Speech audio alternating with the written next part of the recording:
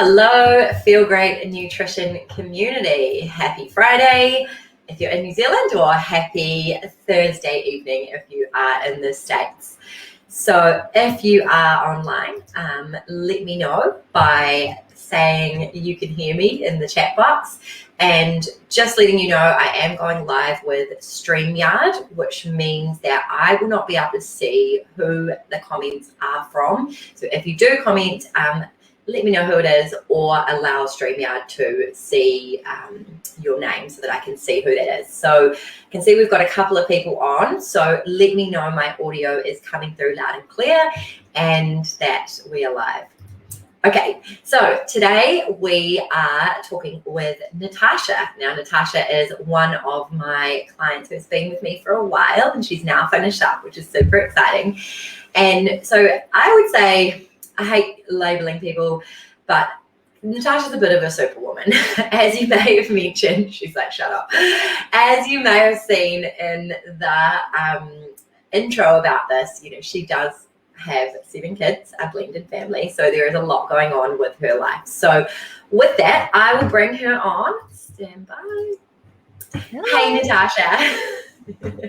Hope you don't mind that. I was like, I don't want to call you that. I think I get that my life is a lot, but it does feel weird to hear people refer to me as Superwoman. That's still something I guess I'm adjusting to. Yeah, it's very impressive. Okay, cool. Well, so what I thought I'd do is we'll just kind of talk about where were you before sort of we started working together? So what did you try before? Why did you reach out? Where were you fit? How were you in your body? Your life? Tell me a bit more. Yeah, so gosh, how far back should we take it, Jane? I know, right? So right before we started working together, it had been the massive New Zealand lockdown. For those who are overseas, the country basically stopped literally in its tracks for 7 weeks and nobody did anything. And I thought, right, this is my time to, get skinny and look amazing. And I did what I had done for years and years. I used to do ballet and I basically didn't really eat a lot. And I walked and walked and walked and walked and walked because that was all we could really do. And it got to the end of lockdown and I'd lost a kilo. And I'm like, this is bullshit. This is not okay. And I was really, really down on life at that point. And that's when I got in contact with you. Yeah, cool. Okay, so you'd sort of done the whole starve yourself and exercise lots, and that didn't really work. Didn't work. Yeah. It did work when I was 14, and that's why I'd continue to do that throughout my adult life when I'd been wanting to lose weight. But long-term change just wasn't happening. Okay. And so I guess how is your day different to now? Or how is your life different? Where are you now? Oh my God, where do I even start? I eat. Right. I eat quite a lot. What we found working together and with my body type in particular, but for women in general, we're just not eating enough protein, and my body has been really responsive to that. Not only in my size, and that is probably the main thing that for me now, size and weight, that number is not even the main focus for me. It's about how well and strong I'm feeling in my body. I prefer to take measurements now rather than weight, because honestly for me weight can be anything depending on what time of the month it is, whereas measurements are showing my progress. And I would never have thought that would be the case either. I was such a number on the scales person. So yeah, I think that's different. Yeah. Lots of different. Lots of difference. I guess, how do you feel Yeah, okay, let's go into that. So I guess, you were sort of trying to starve yourself, you were exercising lots, not seeing any results, and like now you eat lots, you feel awesome in your body, and you're not like concerned about that scale weight. It's more about how you feel in yourself. Like that's been a really awesome shift that I've seen in our time together. There was this kind of time where like all of a sudden I remember you were like, I get it. I had this revelation. It was like this like click, and all of a sudden I'm like, I don't even know the pinpoint moment when it changed, but all of a sudden I'm like, I get the food thing, and I get what you're talking about in terms of mindset, and and things were really, really different. Yeah, so that's an interesting thing. You touched on the mindset. So talk a little bit about that now, like where was your mindset in terms of your body, how you feel about yourself, and where are you now? To be honest, I would say even when we first started working together, I was such a martyr. A bit of background for people who don't know me. Oldest child, so all my oldest children out there, you might know where I'm coming from. So I've always had like a lot of responsibility on my shoulders. And then my son's father and I separated when my son was 18 months old. And so it was just him and I for a really long time. And I felt a lot of guilt about that, having grown up in a 2-parent family and not providing that for my son. And to a certain extent, I think I focused on giving him the best possible life at the expense of myself, not realizing that actually having a fit and healthy and strong mum is also giving him the best in life. And so I think that was, one of the earlier mindset changes that we had when we were discussing is, yes, I want to look hot and amazing and wonderful, but I also want to, be healthy and not tired and be able to keep up with my son because he's super active. Cool. Yeah. Okay. And so I guess, talk a bit more about the mindset, like in terms of, I guess, the way you view food, maybe.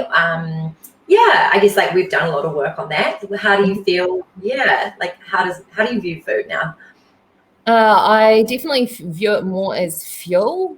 And it's really influenced the conversations that I've had with my son, with my stepkids.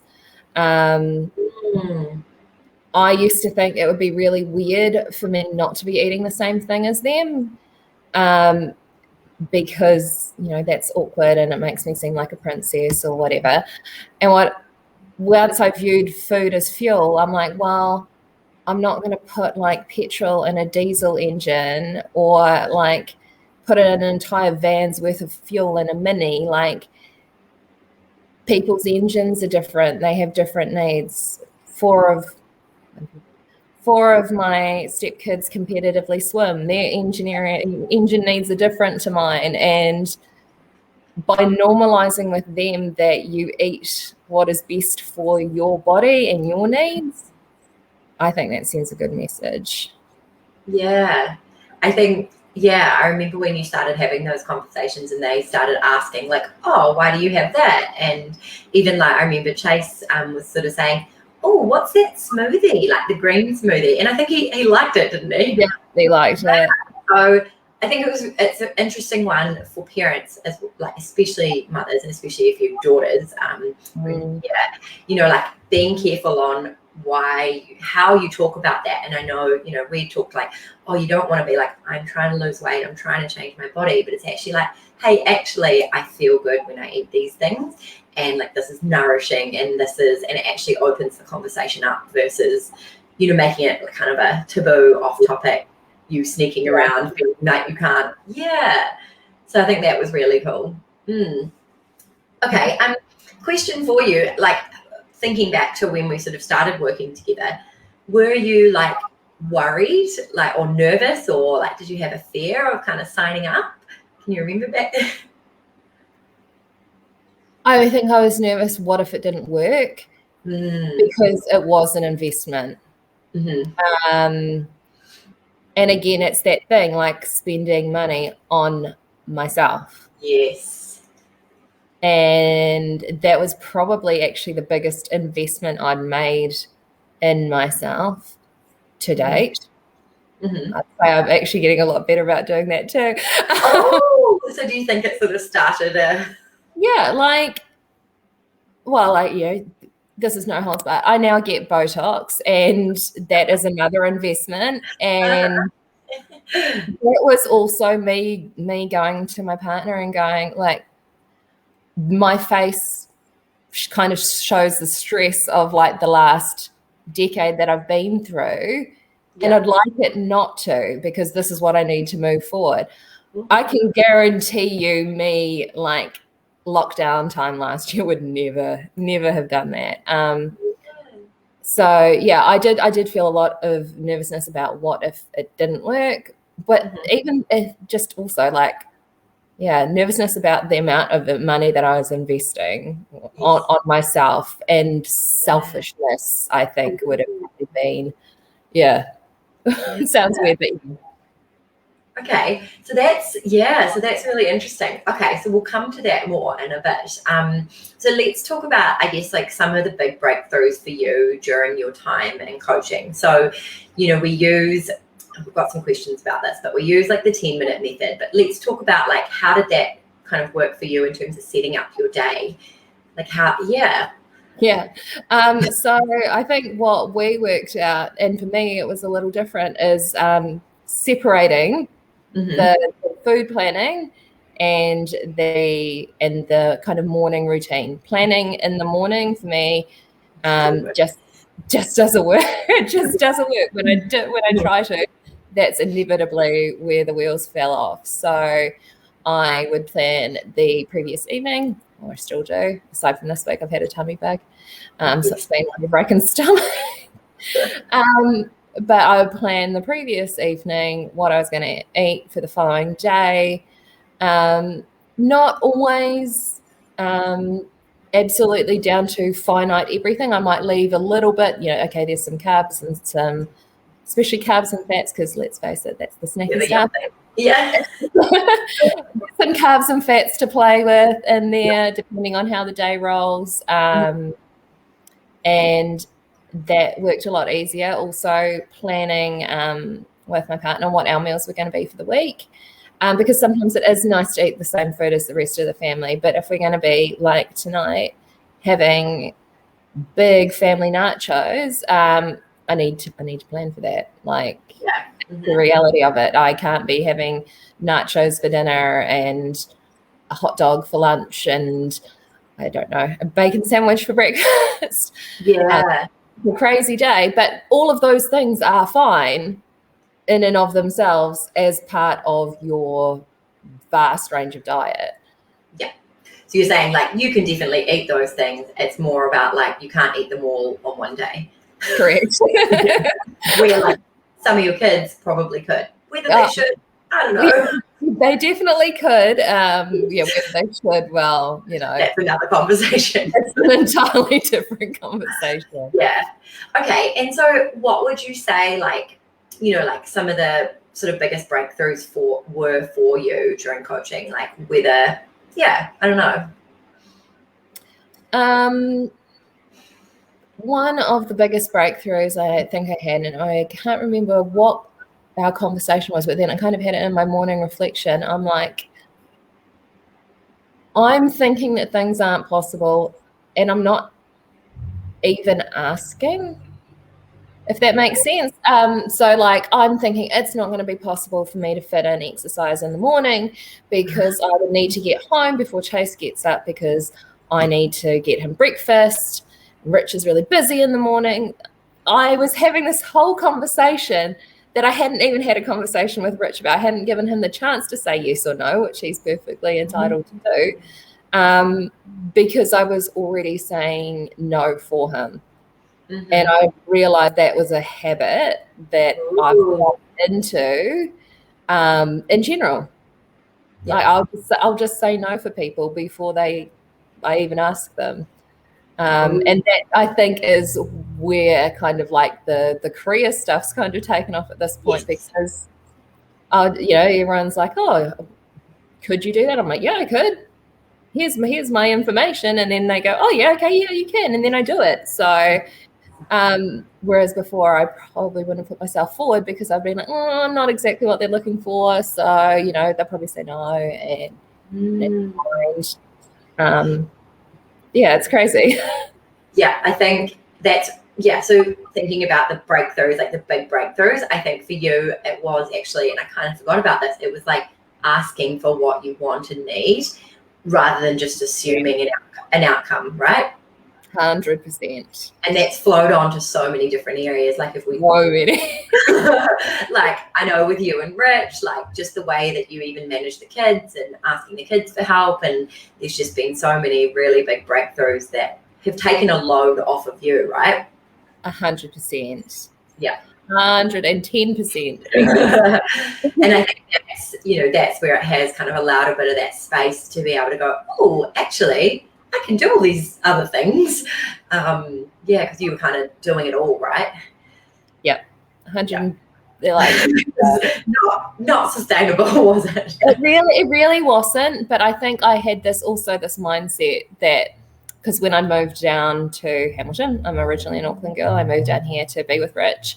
I moved into a part-time role, and I'm like, well, if I'm not working 100% of the time, then isn't it my job to do everything else? And actually, no, it's not, because we have, like, our children are not little. The oldest is 19 and the youngest is 7, Some of them, one's an adult. So, asking to help out is okay. Yeah, I think that's really interesting, because you just had it on yourself to look after everyone, and then it was almost like the detriment of yourself because you were taking care of everyone else. So, one of the big shifts I saw with you was actually like, hey, I come first, and then I'll because then I'm better for everyone else to be able to better support you. And that's probably the biggest mindset shift we've seen. Yeah. Yeah. Absolutely. Okay, cool. So how about, now I'm not sure if you thought of this before, but what are some of your biggest lessons through your time of coaching?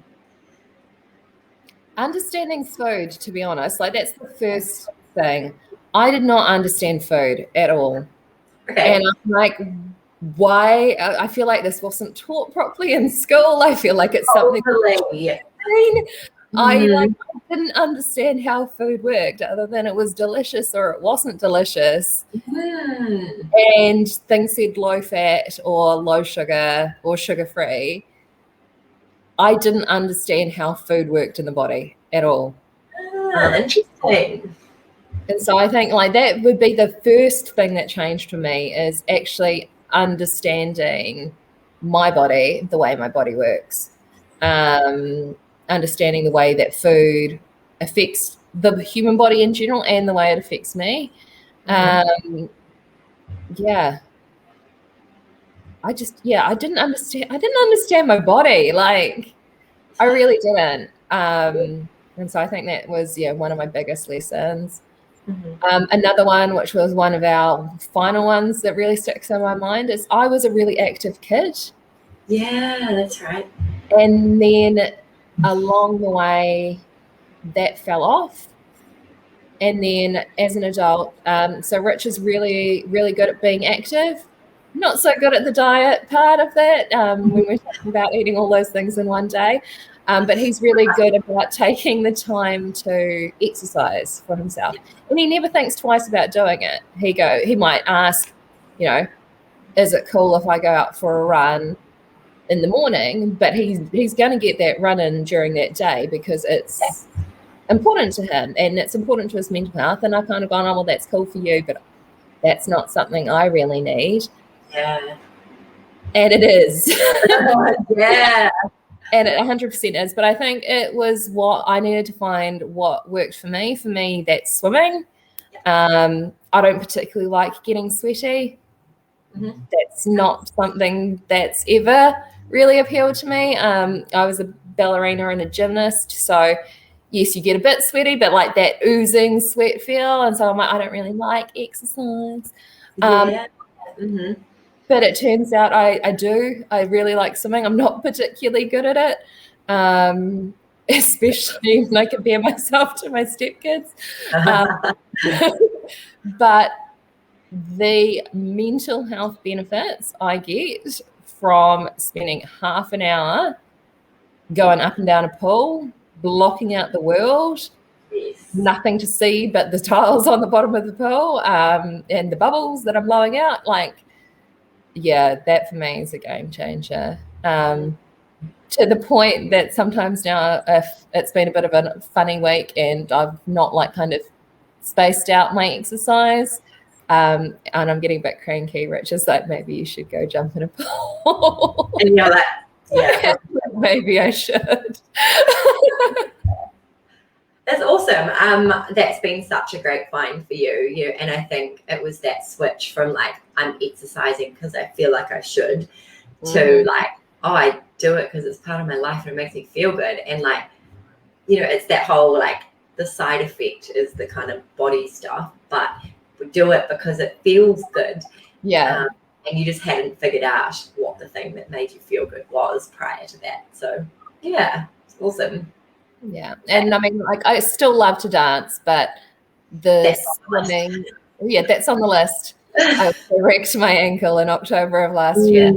Yes. But the good thing about swimming is I can go to the pool whenever. And I'm like kind of appreciate I'm in that phase of my life where going to a regular dance class at this point, at this time in this year is probably not realistic. I can do, dance, do just dance with the kids. I can do, dance classes on YouTube. I can dance in my kitchen, but the pool's there anytime. So, yeah. That's good. Actually, you touched on something that I actually forgot about with your ankle. So, like during this time of working together, Natasha pretty much was broken, or what was it? It was like very, very bad. It was like really, really badly sprained to the point that we thought it was ruptured. Yeah. It wasn't, thank goodness, but there was a very significant possibility it was going to require surgery. It's in a moon boot for 6 weeks. That was a challenge we dealt with. And so like then you've got like, obviously you couldn't get your steps in, you couldn't get movement in. So we had all that fun to deal with. And so I feel like, while it was really hard, it also helped you really prioritize your nutrition because you knew it was like even more important, when you couldn't have that movement in there. And that actually helped you find the swimming, didn't it? Because I can swim. Oh, I like this. Oh, actually, this is quite good. So everything happens for a reason, as much as that wasn't a nice time. And I think one of the lessons I actually learned from that, which is like this week, to be honest, my nutrition has been crud because there have been days where Sunday I literally didn't eat a thing because my stomach was so upset. And then, this week it's been, bread, a lot of bread because that was toast. Like eating toast. But what the ankle thing has shown me is that was finite. This is finite. Mm-hmm. Sometimes shit happens and that's cool. And now that my stomach's starting to get more normal, then we can just sort of try and eat normally and get that back in motion. Yeah. It's not always going to be perfect. No, but I like that. Exactly. Okay, cool. So going back to like the whole being worried kind of when you were signing up and like, is it going to work, and that fear around like investing in yourself, when did you stop worrying, or why did you stop worrying? Where was there kind of a point where you're like, oh yeah, this is, or like, I don't know. Yeah. That's a really good question. I think probably a couple of months in. Okay. When I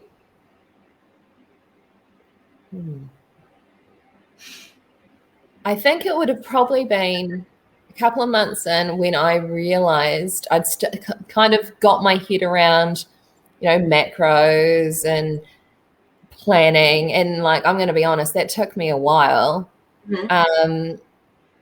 And I could see, and I think we had a discussion at the time, that I realized it was a lifestyle. Because I've done like Weight Watchers and stuff before, and it's a diet, and I'm like, oh, okay, I actually can't fail at this because it's just a lifestyle change. And I think, I'm a perfectionist, and I think that's really hard. I have friends who are like, oh, come do this 8-week challenge. And I'm like, it's actually not my vibe anymore, because a challenge is something that, you'd feel like you can pass or fail. And actually, I'm just happy making these changes, continuing to make changes, and focusing on changing my life, basically, rather than, I think that's when I stopped being scared, when I clicked, this is a forever thing. Like, you've learned, and now you're going to eat better for your body because it feels good and you feel healthy and you feel stronger. So why would you go back to eating the way that you did? So there's not really anything to pass or fail here. Oh, I like that. Oh, I've never heard anyone put it like that. So yeah, that's cool. Okay, and so if you could go back in time and speak with yourself, when we first started, knowing everything you know now, what would you tell yourself? You will not believe how different you are. Oh my God. Okay. That's so cool. Yeah, I think, like, to be honest, that would be the first thing I would say. Like, you are not even going to recognize yourself. God, we've not prepped this thing. Oh, that's so cool. But it was like when you messaged me. I recently went on holiday and I did my morning swim in the hotel pool.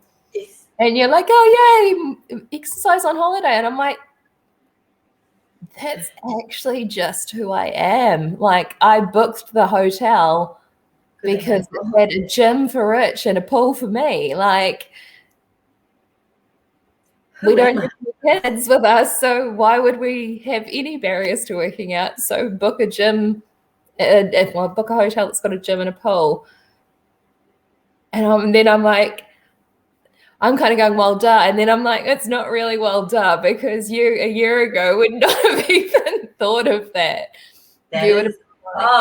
Amazing. Yeah. It just wouldn't have been a priority. Yeah. And just trying different things. Like, I don't love an ocean swim, but I tried it. Like, you did, that's right. I swam to and fro in Enclosure Bay and Waiheke when we were over there on holiday. So funny. Yeah. Got my swimming, so. That's crazy. So you've come from like exercising because you feel you had to, probably not really enjoying it, to like booking a hotel that has a gym and a pool so that you can do it while on holiday. Correct. Yeah. That is like who is that?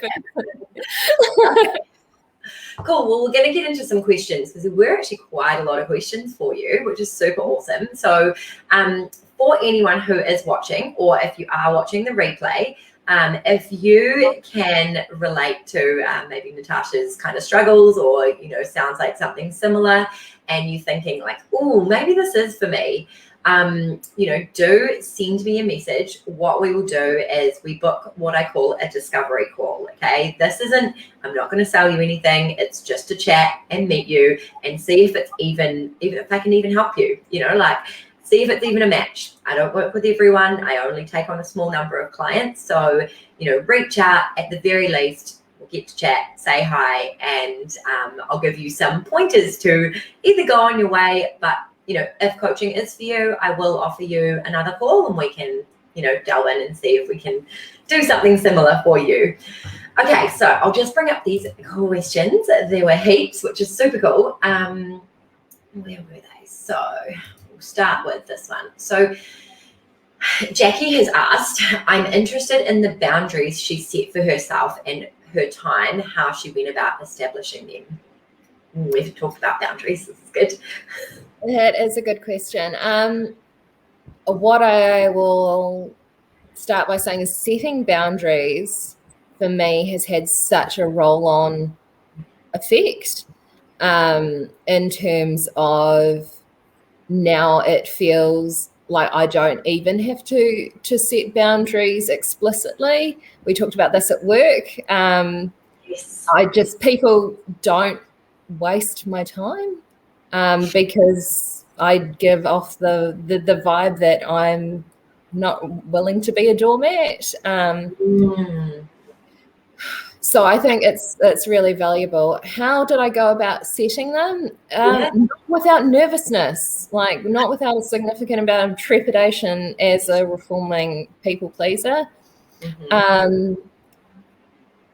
It's really interesting. I was at another networking event and it was for administrative professionals, and one of the speakers said, agitate to be in the room where decisions are being made to this largely predominantly female audience. She goes, because a mediocre white man wouldn't think twice about doing it. And I think there's some truth in that. I think especially as women, we don't feel confident in setting boundaries. I have a partner who's actually really good at setting his own boundaries in a variety of different ways. And I had initially thought, that's good for him and that's being a dad and, how lovely. And then as we worked together, and I think as I started to value myself more, I started with setting boundaries with my partner.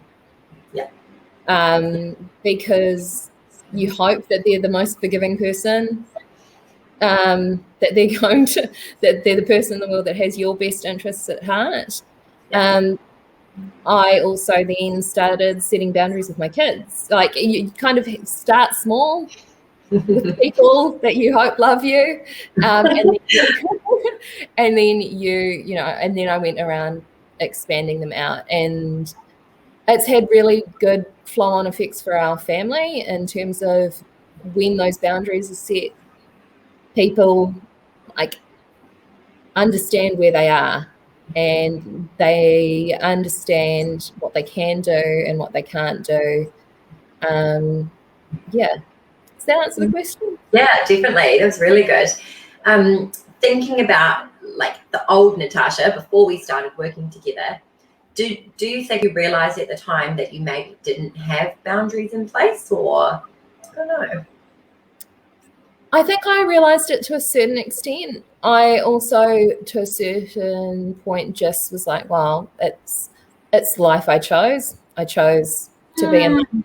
I chose to have a partner who has a big job. We joke, he's got the big job and I had the little job, only now I have 3 jobs. So yeah, you have some big jobs. So we're significantly, building towards having equally sized jobs. But I think a certain part of it was certainly that I thought, this is the life I chose. So I don't get to set certain boundaries, which actually is true. That is so powerful. I know a lot of people will be able to relate to that. I have spoken to females who say, well, that's just the way it is. And it's like, it doesn't have to be. It really doesn't. And as I said before, some of that was in my head. Yeah. Because when I actually started having those conversations, when I started pushing back, for example, when the 13-year-old contacted me saying I need a lift to school, and I said, dude, sorry, today I'm working and I actually can't. Whereas before I would have been going, okay, well, if I shift that and I shift that and then I shift that and then I shift that, and then I do that in the evening, because some days it's just like that, then I could get him to school. The reality is he has 3 other parents. It doesn't have to be me. And so when I pushed back and then made that boundary firm, he's like, oh, that's all right, I'll ask X person. That you had been that kind of pushover, or not pushover, you'd been the person who always says yes for so long. I'm the nice one. Yeah, well, that's interesting. Interesting you say the nice one. Do you feel like you're any less nice now with the boundaries? No.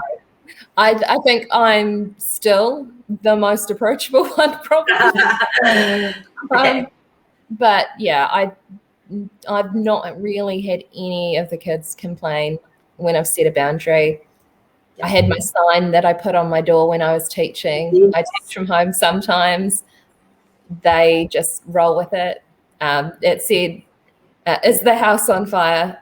Are you on fire? If not, then go find Rich. Tasha's good. I love that. It's so good. Okay, cool. We've got another couple of questions. Now, this is an interesting one.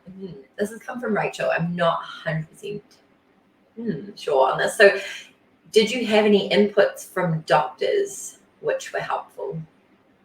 In terms of doctors, other than telling me that, I'm a little bit fat and I should lose weight. Yeah. Other than that, I'm a really healthy person inside for the most part, and I always have been. I don't have high blood pressure. I never had any of the really significant comorbidities that came with obesity.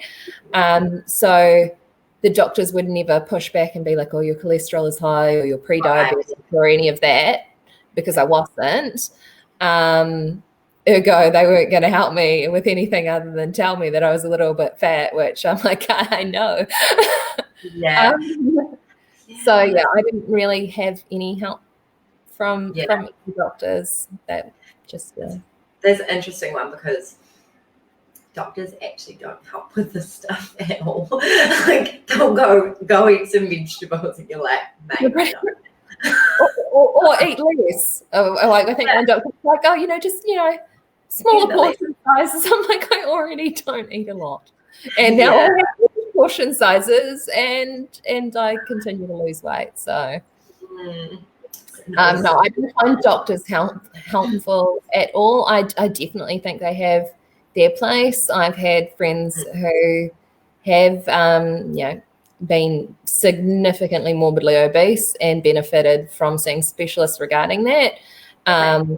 But it wasn't helpful to me and just I hesitate, but the normal fat, I was just fat. Like, that was it. Okay. Okay. And she's also asked, when she felt rock bottom with it all, what helped her then? So maybe thinking back, like, I guess I helped, but no, I don't know. You helped. I guess it's whether it's because there's definitely been times through this process. Okay, maybe where I've also felt disheartened. One was definitely after I wrecked my ankle, and I was just like I'll be brutally honest. Like, I'm like, oh well, fuck Tash, come on, like, sorry. Yeah, it was but like, you've just blown it. Like, how are you going to exercise? You and it was right before we went on a camper van holiday. So you've wrecked the holiday. You fell down 4 stairs. Who falls down 4 stairs and damn near ruptures their ankle? Like, what the fuck? So what helped with that, do you think? Like, what helped with that? Talking with you and just getting like nutrition really focused. I also ended up working with a really good physio who I was able to talk through what I was doing with you, and so she kept me on slightly longer than probably required by ACC just to build strength back into my ankle. She's like, cool, I really understand that, muscular strength is really important to you, and if we get the ankle stronger, then there's much less likelihood of this happening again. Also just being really open with people. during that time, but throughout the whole process, all my close friends have known that this is something that I've been doing. I've posted about it on my Instagram stories. Yeah. That was bloody scary the first time I did it. Awesome. But that meant during the hard times, if I was having a hard time, it wasn't a surprise. There was just not the pressure in those awkward social occasions that there could be. Like at work, we do birthday cakes every month, and just some days, like, it wouldn't be a priority for me to fit a slice of birthday cake in, but because everyone knew, they're not particularly concerned about me not having a slice of cake until, that I'm dieting. Because they know it's just, part of a broader process. So I don't think there's any shame in saying that. Yeah, well, the next question kind of flows on. So in the same light, so what helped with the judgment from others? Because I know that is something that when people start out on their journey, I have the conversation with others of like, how do I tell people? Oh, I'm nervous to tell people. Yeah, so I guess expand on that a bit from your perspective, maybe when you were starting, like how did you tell people? Judgment from others? Yeah.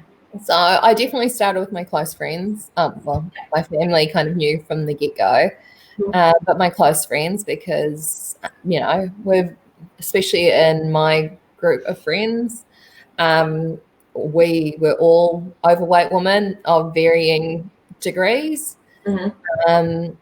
So I just, wanted to kind of, especially once I got excited about what I was doing, I kind of wanted to share what I was doing, but also to kind of normalize what my behavior would be. Like if we're getting together for like a girls' evening, no, I'm not going to be like eating an entire bag of chips, because that's actually that's not where I'm at.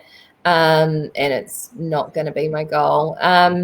Then I broadened it out to like my close work colleagues, and then I just kind of got on a roll, and I'm just like, I'll just tell everybody. And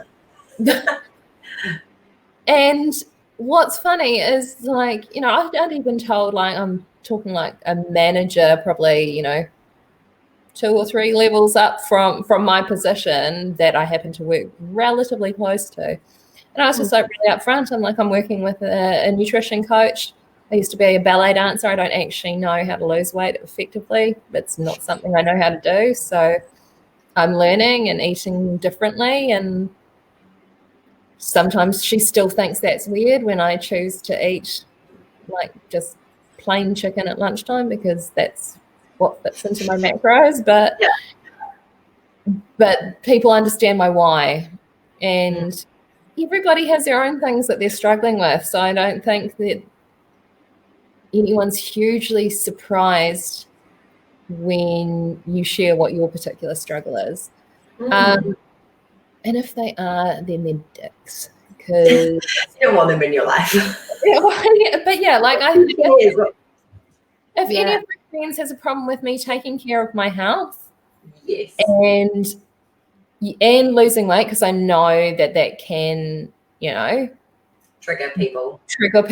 But if any of your friends has a problem with you getting healthy, and that may include you losing weight, then I do think you need to seriously question your friendship, because why would you put your health at risk for somebody else?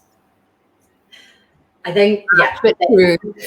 No, I think that's exactly it. And it is something that I see every single client go through on how to share it. But like you just said, hey, anyone who cares for you is going to be supportive. Like, one thing I often say is, like, if you flipped it and like a friend came to you and said, hey, I'm really trying to work on my health, like, be better. They'll be like, wow, like, what would you say? You'd be like, wow, well done. Like, I should be better. Like, I could be, it does make it. So if they're not responding in the way you would like, that's more about them than it is about you. But I think you'll find everybody is supportive if you're trying to improve yourself. The nervousness comes from ourselves, not anyone else. And so I think for you, Natasha, like, thinking about speaking up for yourself and, asking for what you need, this is just in line with that. It's just part of it. It's going like, this is me. I'm comfortable with myself. I'm confident in who I am and what I want. And this is part of it. Yeah. Absolutely. Really cool. Okay, one more question. We are taking up, this is like the longest interview ever. So this one comes from Rihanna. Oh, I used to work with her. She's lovely. And she has asked how you manage to fit self-care and exercise into such a busy schedule. Time is always an issue for me, second to energy. I'm not going to lie, it is a struggle. I set minimums. Yes. That has been my main thing for me. So my minimum is 3 workouts a week, with the exception of if I'm sick, then I rest.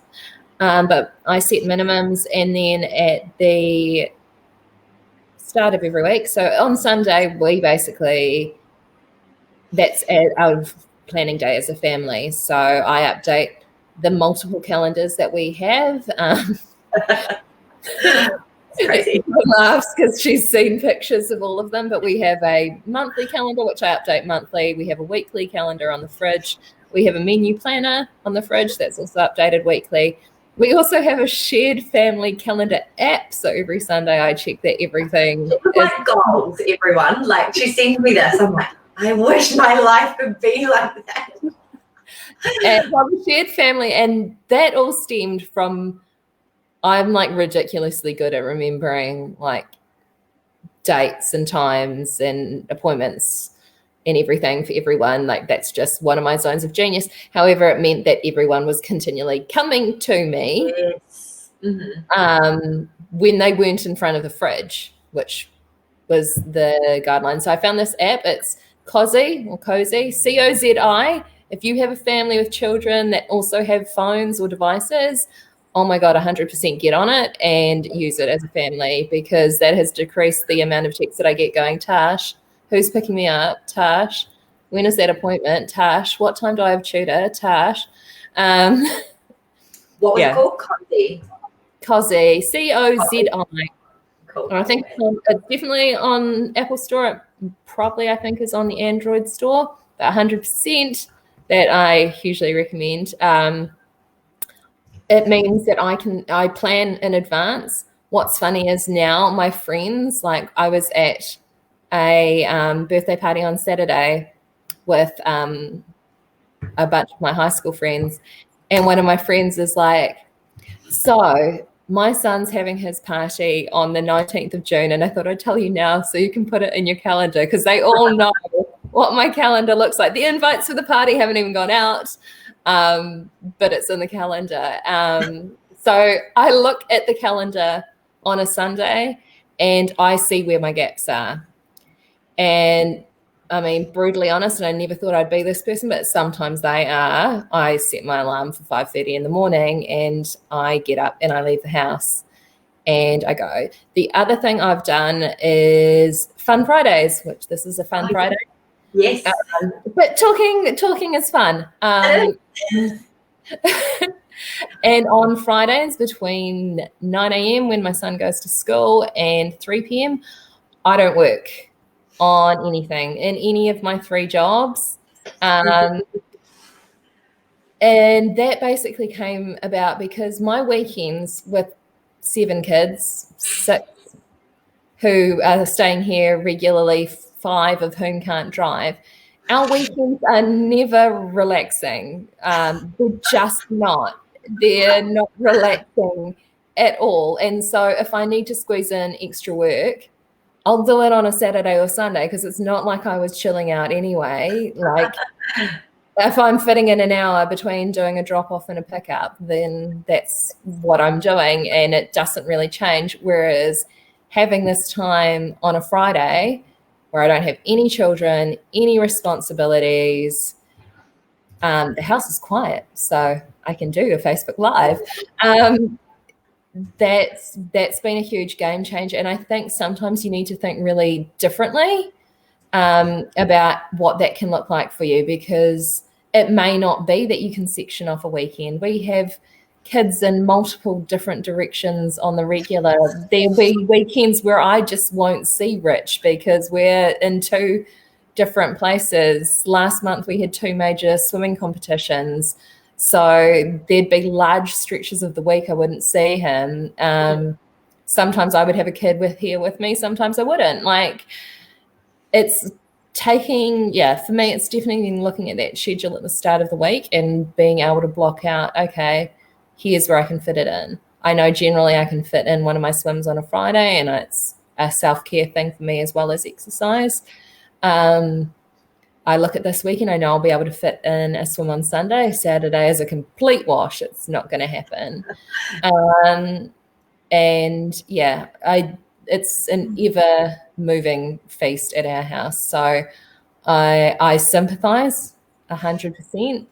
I think it's, having those Sunday meetings and talking through, and to be honest, we talk through a wide range of things: finances, food, exercise, but having that touch point on Sunday to kind of set out our weeks. And then, to be honest, it's kind of flipped itself on its head now, whereas I go first with my exercise and then Rich works out where he's squeezing his exercise in around time. Nice. Because he's got the option to go, he loves running. And so he has the option to go for a run during lunch at work. So that, and he's got showers and everything at work, so that works for him. And we just make it work. Awesome. Okay, well, thank you so much for sharing. I think that's covered most of the questions. I guess it's been such a pleasure working with you, as I said. And for anyone who is watching the replay, like, if you can see yourself sort of in Natasha's, before state, and her, you can relate, so maybe crazy busy, tried it all, do flick me a message and let's set up a discovery call, see if it might be for you. I'm not sure. And we can go from there. But if you do have any more questions for Natasha, feel free to drop them in the chat box and I can maybe get her to answer them later or something. But thank you. Lurking, it's fine. Always lurking. Good. And look, it's really cool still having you like in the client group and stuff, so you still get to see what everybody's up to. And I think you're an inspiration to a lot of kind of the newer clients that we've got. So thank you so much for sharing. It's really good to, just see it kind of coming to life in someone who clearly does have like a crazy busy life, and you've made it work, and it's awesome to see that change in you. So thank you. Been a pleasure. Thank you. Okay, cool. Thanks, Natasha. See you, everybody. See ya.